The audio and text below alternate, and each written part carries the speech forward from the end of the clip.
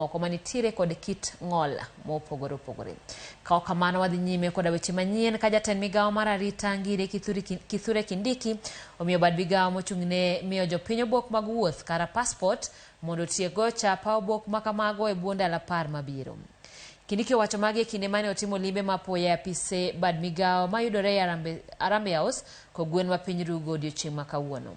Kindiki bende oromo kod apisas madito e bad migawo mar okwach kich e wi lewo e chenro mar goyo chapa obok mitiyogo e puodho oganda e weche njore kata certificate of good conduct. Chris Owino nigi ler.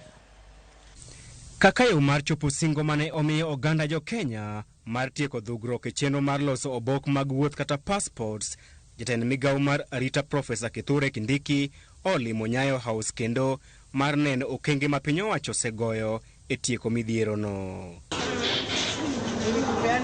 Kindiki ochopo e apisi mag bad migawo mochung'ne loso obok makamago e seche ma kogwen kendo timo romo kod apisas madito e bad migawo no mar yudo ler e wi okang' ma gisegoyo e miyo jopiny obok makamago e bwo ndalo machuok.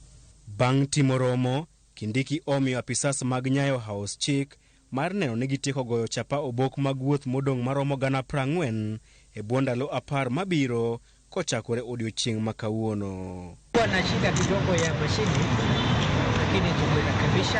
Okenge ma Kindiki ne osechako nyago olemo bang' moko kuom jopiny mane ochwalo kwayo mar yudo obok mag wuoth nyiso mor margi bang' yudo obok magi e bwo seche machuok.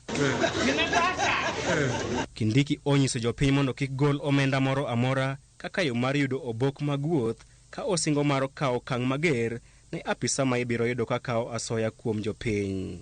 Bang' wuok Harambe House, Kindiki ochomo nyaka e log tich maduong' mar obila mag okwach kich e wang' apaya ma Kiambu. E log tich mar okwach kich, Kindiki odhi tieko midhiero machielo mar dhugruok e goyo chapa obok mitiyogo e puodho oganda e weche njore kata certificates of good conduct.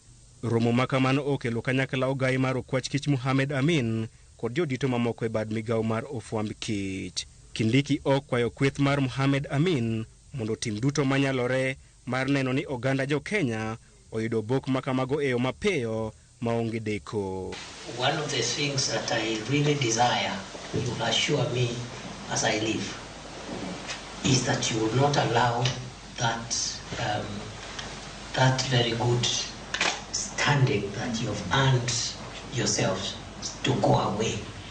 And therefore this backlog thing, we must crack the problem, however difficult it is.